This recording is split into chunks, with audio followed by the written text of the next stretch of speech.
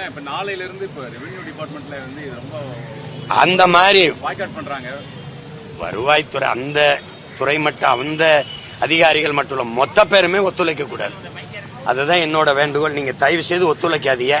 மக்களும் கொஞ்சம் விழிப்புணர்வோடு எல்லாருமே இதை கிளர்ச்சி செஞ்சு இதை தடுக்கணும்.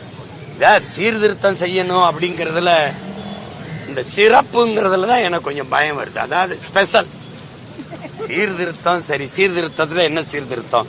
இப்ப நம்மளே என்ன கேட்கிறோம்? பிஏபி அரசுகிட்டே கேட்போம்.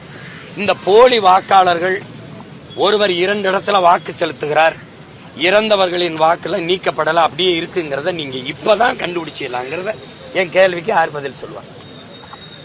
நீங்களே 10 ஆண்டு இருந்துட்டீங்க, இப்ப 12வது ஆண்டு முடிவுற போகுது. இவ்வளவு காலத்துல இப்பதான் நீங்க அதை உணர்றீங்க அப்படின்னா அப்போ என்ன பண்ணிட்டு இருந்தீங்கன்னு இருக்குல்ல.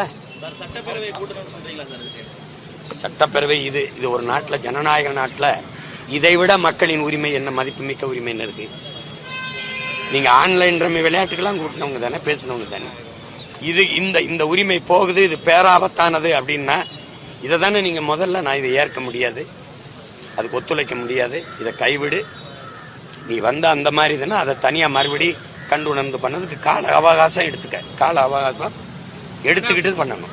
பாஜகவால அவ்வளவு சீக்கிரம் தமிழ்நாட்டுல கால் ஊட்ட முடியல அப்படிங்கிற ஒரு இது வந்த சூழ்நிலையில இப்ப இது இந்த மாதிரி எஸ்ஐஆர் இருந்தா பாஜகவை தவிர நம்ம யாரும் கால் ஊட்ட முடியாது.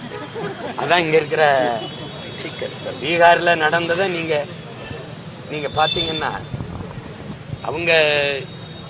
அவங்க நினைச்சதை நடத்திருக்காங்க. 81 லட்சம் பேர் வெளியில இருக்கான் வாக்கு செலுத்த முடியாம. அந்த 81 லட்சம் பேர் ஏன் பிஜேபிக்கு எதிரான வாக்கு இருக்கக்கூடாது? நீ தானே தீர்மானிக்கிற. அதிகப்படியா இஸ்லாமிய மக்களின் வாக்கு எடுக்கப்பட்டிருக்கு, நீக்கப்பட்டிருக்குங்கிறத நமக்கு கொடுக்கிற தகவல். அந்த யோகேந்திர யாதவ் உச்சநீதிமன்றத்தில் தாக்கல் செஞ்சதிலே 81 லட்சம் பேர் வாக்கு செலுத்துகிற உரிமை, தகுதி எல்லாம் வச்சிருந்தும், நீங்க சொல்ற அந்த எல்லாம் வச்சிருந்தும் 81 லட்சம் பேருக்கு வாக்குரிமை மறுக்கப்பட்டிருக்கு, அதை இழந்திருக்கார்கள் சொல்லும் போது 81 லட்சம் பேர் எத்தனை தொகுதி? நீங்க வெற்றியாளர்களை பாருங்க. எப்பவுமே இப்ப திமுகவுக்கும் அதிமுகவுக்கும் இந்த 2021 நடந்ததுல அதிகப்படியா வித்தியாசம் 300, 400, 600, ரொம்ப அதிகம்னா 1000, 2000 அல்லது 250, 350 இந்த வாக்கு வித்தியாசம் தான். இதை இந்த எஸ்ஐஆருங்கிற இந்த சிறப்பு வாக்கு திருத்தத்து மூலமா நீங்க தூக்கி விட்டீங்கன்னா கதை முடிஞ்சிருதுல, அவ்வளவுதானே. அப்புறம் அந்த இதுல நமக்கு இது அவசரமா கொண்டு வரும்போது ஒரு நடுக்க வருது. அப்ப வேற ஏதோ நோக்கம் இருக்கு.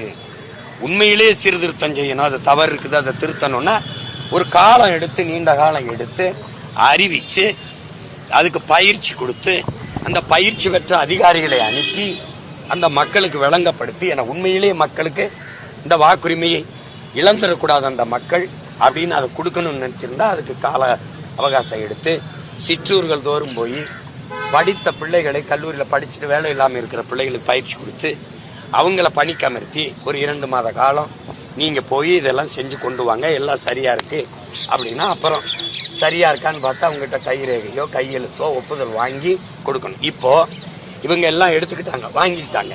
பிப்ரவரி 7ஆம் தேதி இறுதி பட்டியலை அறிவிப்பேங்கிறாங்க. அறிவிச்ச பிறகு பல லட்சம் பேருக்கு வாக்கு இல்லை. குறிப்பா இப்ப எனக்கு என்னன்னா, நான் நிறுத்துற வேட்பாளர்களுக்கே வாக்கு இருக்குமான்னு தெரியல கடைசியா.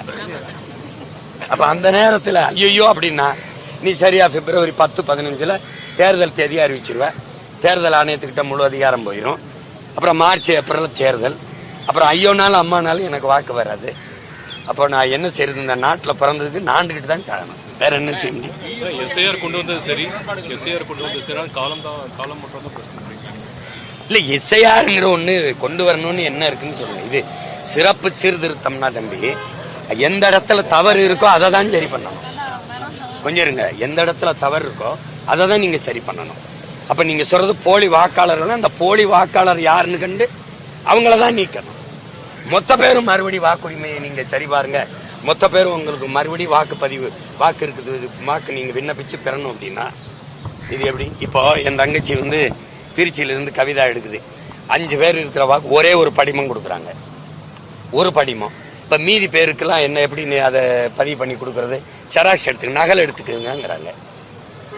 நகல் எடுத்து கொடுத்தா என்னம்மா நகலை கொண்டாந்து கொடுக்குறீங்கம்பாங்க. எப்படி இப்ப பண்றது?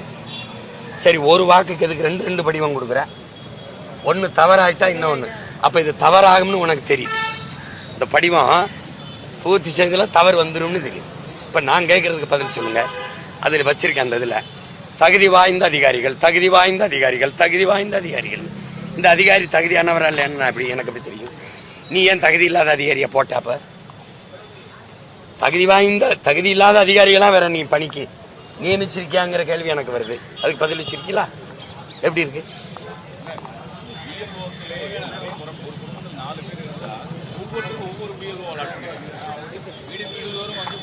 உங்களுக்கு எல்லாமே தெரியுது இது ஒரு தவறு நடக்குது, ஒரு கொடுமை நடக்குதுன்னு. ஆனாலும் நீங்க கேள்வியை என்ன தான் கேட்குறீங்க.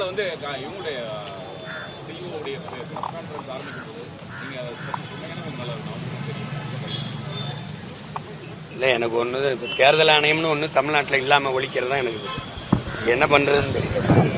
ஏன்னா ஒரு எவ்வளவு பிரச்சனையை நம்ம பேசிட்டு இருக்கிறோம், அது சாதாரணமாக பதிவு பண்ணி கொடுங்க அப்படின்ட்டு உட்கார்ந்துருக்குறாங்க. அதை வேலைக்கு போகிறது யார் அந்த பதிவுலாம் எப்படி உங்கள் பொறுப்பு அப்படி எடுப்பாங்க? பல மணி நேரம் உட்கார வைக்கிறீங்க. அந்த வேலையை இப்போ அந்த கொசு மருந்து அடிக்கிறது, துப்புரவு செய்கிறது, பிள்ளைகளுக்கு சத்துணவு ஆக்கி போடுறோம், அந்த பணி யார் செய்கிறது? யார் செய்கிறா? யார் போய் செய்வா? கால கொடுமையான ஒரு சூழல்ல நிறுத்தி வச்சுட்டாங்க.